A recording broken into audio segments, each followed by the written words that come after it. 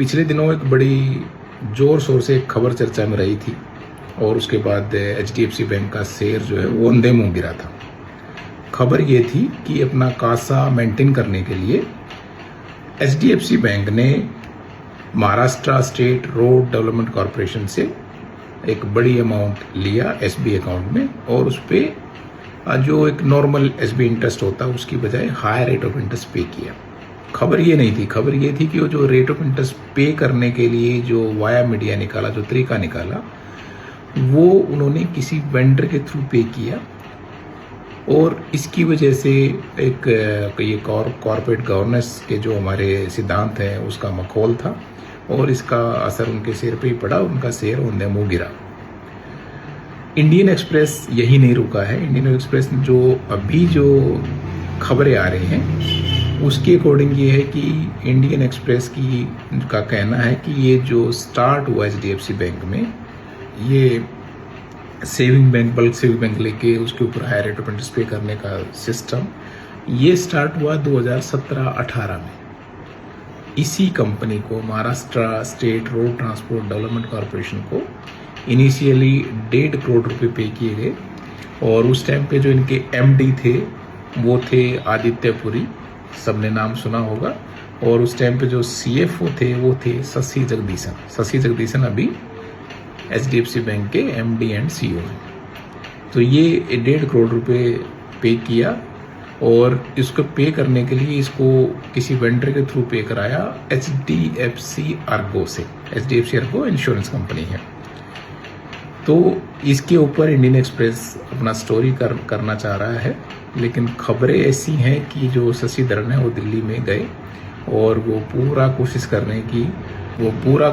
रहे हैं कि भारत सरकार, रिजर्व बैंक ऑफ इंडिया और ये इनकी सहायता लेके किसी भी तरह से इस स्टोरी को बाहर आने से रोका जाए।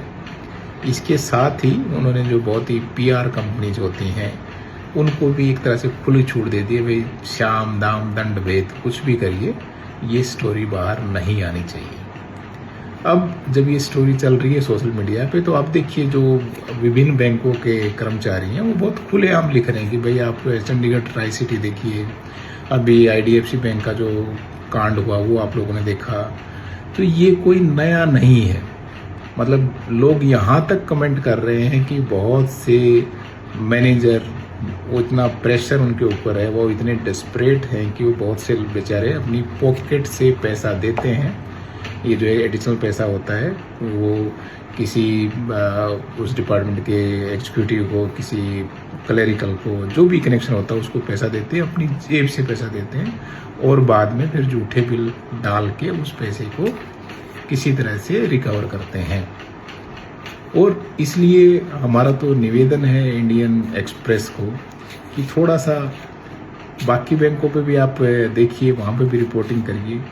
HDFC बैंक खाली एक उदाहरण है, वो बड़ा है।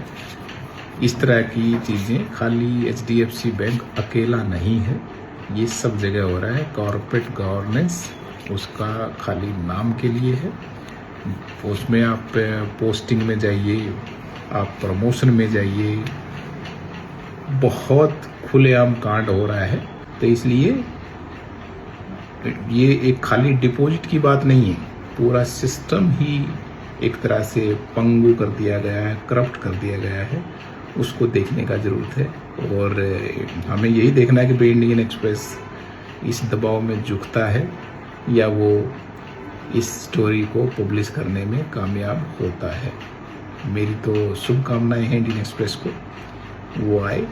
और लेकिन साथ में निवेदन भी है कि खाली HDFC नहीं, आप सारे बैंकों में देखिए, आप भी बताइए आपके बैंक में क्या चल रहा है।